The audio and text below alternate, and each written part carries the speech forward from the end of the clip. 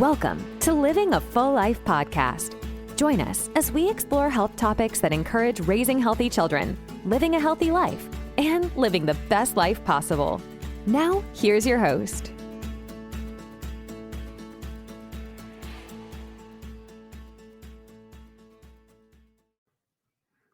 Hello, everyone. My name is Dr. Enrico Dplcecore. Thank you for joining us for another week of Living a Full Life. This week, we're going to start a series on early childhood development and how to raise healthy kids through the different stages of development and life. It starts from infancy all the way up to the teenage years, and there's certain milestones and obstacles that parents need to keep in mind as we're parenting our kids as they grow to raise the healthiest human beings possible, both physically, mentally, emotionally, and chemically. I mean, this is the whole point of parenting, and we can empower ourselves. You don't have to be a neurosurgeon to raise your kids in a healthy way. Not that neurosurgeons are the healthiest people in the world, but that's a different story for a different day. So let's start on this series. I don't know if this is going to be a 3-part series, 4-part series, 5-part series. It depends on how much I feel like talking and who we intend to bring in and talk about the stuff.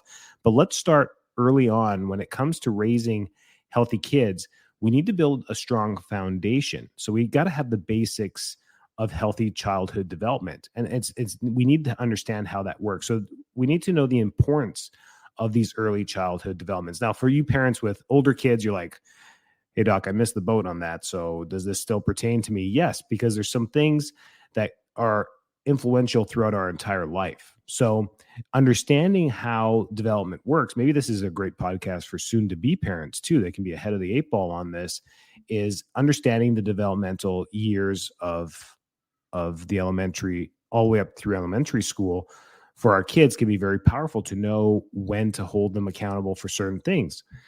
So infancy to birth to 2 years is all about physical development. This is the foundation to the brain development. We have rapid growth in height and weight and motor skills. You see this from babies focusing their eyes all the way to grabbing onto things and then starting to crawl. It happens very fast. Those weeks and months go by really fast. We get gross motor skills, basic reflexes, and they just start to figure out how their body works. So the physical development portion has to be facilitated in a healthy way. And unfortunately, life gets in the way. We have things to do, work to do. We have to send our kids to daycare, some of us. Some of us have to keep them busy. Some of us work from home. And there's different things that we can get into trouble in early on. And as a chiropractor and functional neurology and pediatrician and all these things that we work on in our office, there's certain things we want to look at when raising healthy kids. And a lot of things can get in the way too. We don't want to restrict or hamper development in any way. That's rule number one. We don't want to be putting braces or weird clothing on our kids or putting them in devices that can hamper or slow down development. So what are some examples of this? I mean, walking barefoot and crawling around the house is probably the best way to develop functionally and motor skill wise. Kids making contact with the ground, making contact with different surfaces, both with their hands, with their feet, rolling, getting a little dirty is not a bad thing either. So when it comes to fine motor skills, it's about movement. So putting them in devices, the jolly jumpers, the bumbos, these are horrible devices. Whoever invented them had no neurological background, had no developmental training, had no understanding of human development in any way, shape, or form. It was a gizmo designed to just sell. It's a gimmick. It does absolutely nothing for our children. Holding them upright just so you can feed them in a bumbo is a very, very silly move to make, because if they can't hold themselves upright, bracing them in the upright position will only slow down or create a deficit in that motor skill. They will catch up once they get too big for the bumbo. They're going to have to figure it out. But these are little things that we don't want to put our kids in early on.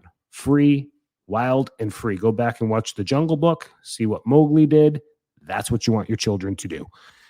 Except don't play with snakes and stuff like that. That's the really important part of development for children. So cognitive development is the rapid brain growth during this phase of infancy to 2 years. So the sensory perception is really high. So at this point, getting their hands dirty is a great thing. And whether you like it or not, they're going to grab onto things. That's all they're doing during this phase, is grabbing things and putting them in their mouth. The mouth part is something different. The mouth part is just introducing bacteria to their gut. They're trying to fix their leaky gut. That we're all born with it, and as we develop, we close the leaky gut. But that's the important part about putting things in our mouth is it's just part of the game. So keeping things relatively clean is important, but it's going to be impossible to keep everything clean, and it's going to be impossible to keep everything out of their mouth. But cognitive development happens with the rapid basic problem solving skills that they get into, like not being able to open up the little toy box, not being able to fit the triangle into the circle hole, right? These little things are really important for their cognitive development. So getting them to problem solve with picture cards, with toys, with wooden blocks, with all these things is really important during that cognitive phase. And this is still all before the age of 2. And then social and emotional development, being able to see emotion. This is how they learn about emotional development, is through parents and through the people that they're around them. So them having emotional intelligence and being able to show happy, sad, anger, frustration, and these emotions is really important. Now, not to pick on anybody whatsoever when we get into cosmetics and cosmetic surgery. Parents, I mean, especially women at a younger age, are getting into these things where they're trying to get rid of wrinkles, they're trying to get rid of cosmetic issues with their face, but they're also altering their face altercations as well. So they can't raise their eyebrows, or they can't make a face, or they can barely smile, depending on the use of Botox or fillers or whatever it may be. And with young kids, this is an issue because as a parent, you're the one that they see the most. So if they can't see you smile or make emotional cues, then they won't be able to learn those emotional cues very early on. So putting them in front of a TV isn't going to teach them that either. So that's important stuff to think about as well, is maybe delay these procedures or strategically have those procedures done at certain times during development. Knowledge is power. Knowing these little things only helps us be stronger parents. That's really what that point was all about. Then we have the toddler phase. So this is 2 to 3. This is a really important time.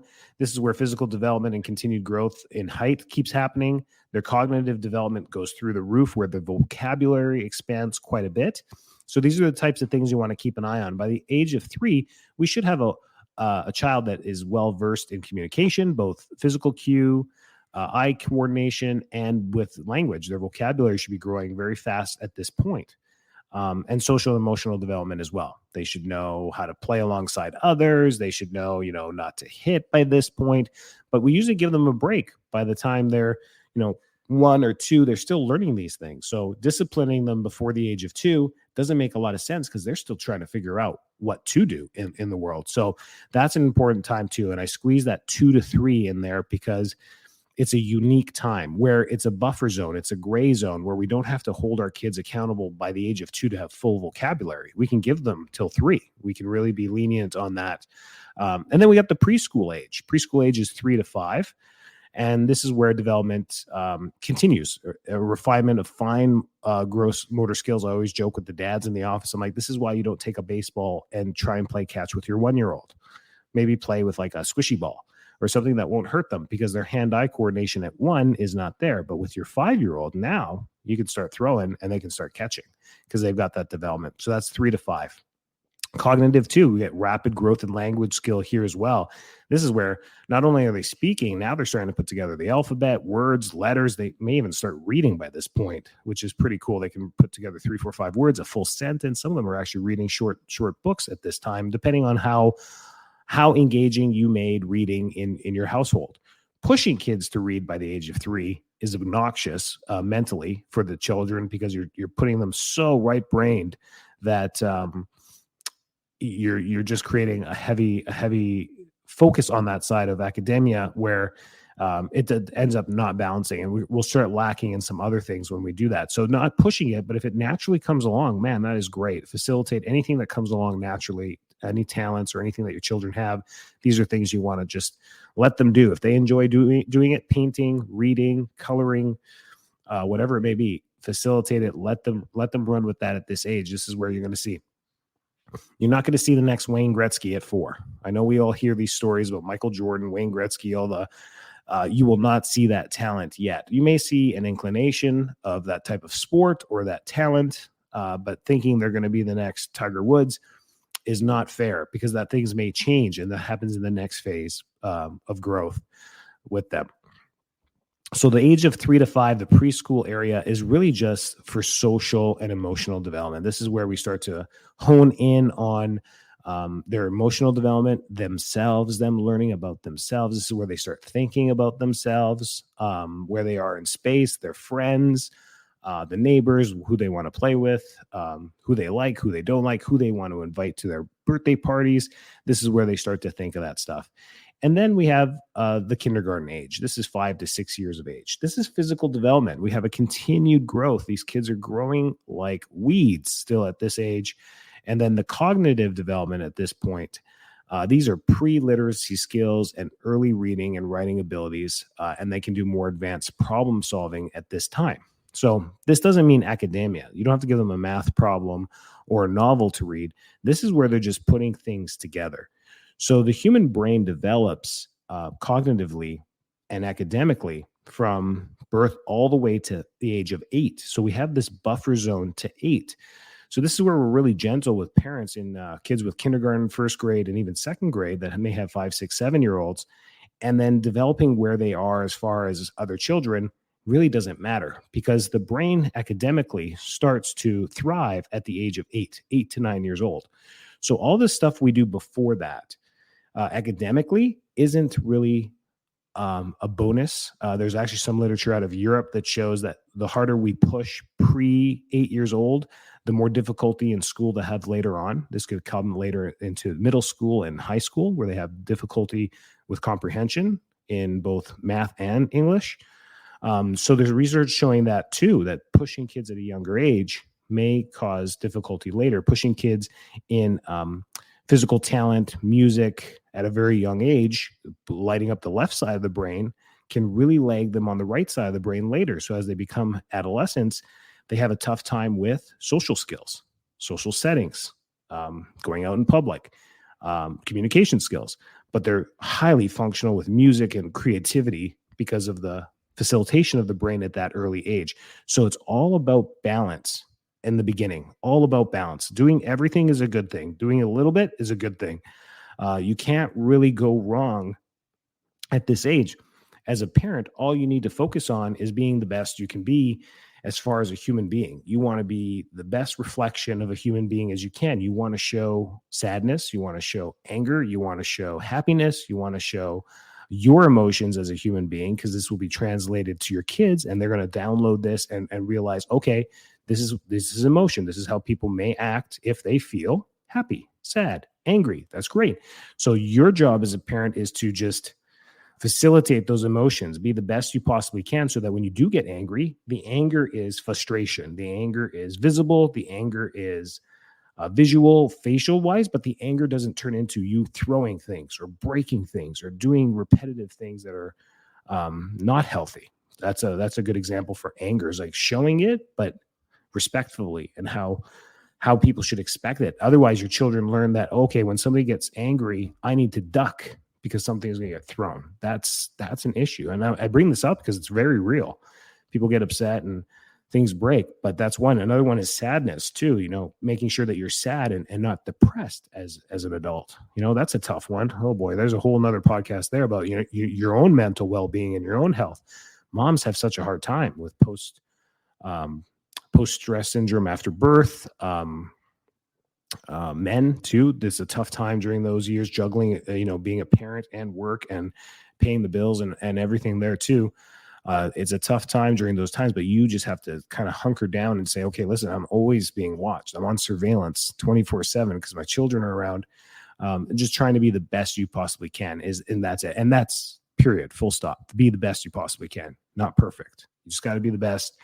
And that will develop healthier recognition patterns in your children at the younger ages.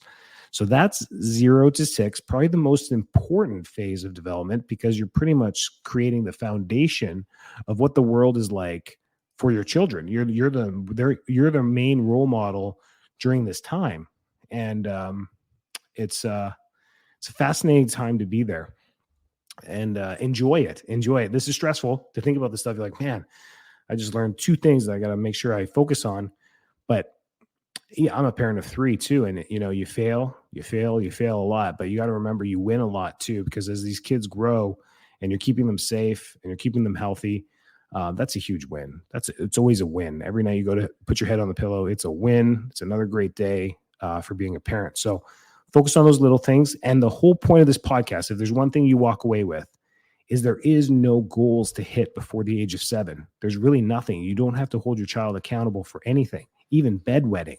We help a lot of kids in chiropractic with bedwetting. That's just one great example.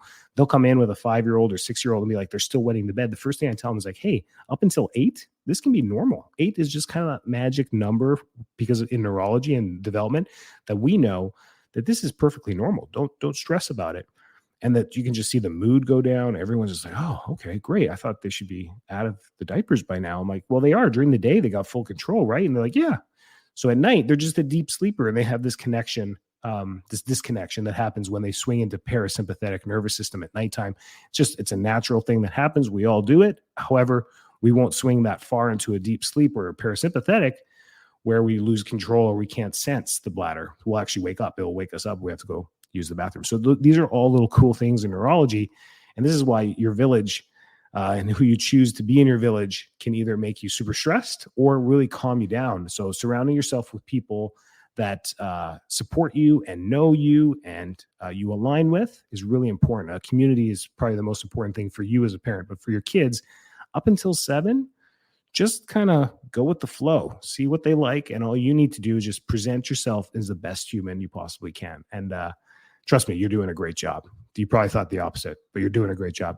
Keep doing a great job. Thanks for listening. We're going to have the series going for the next 4 weeks.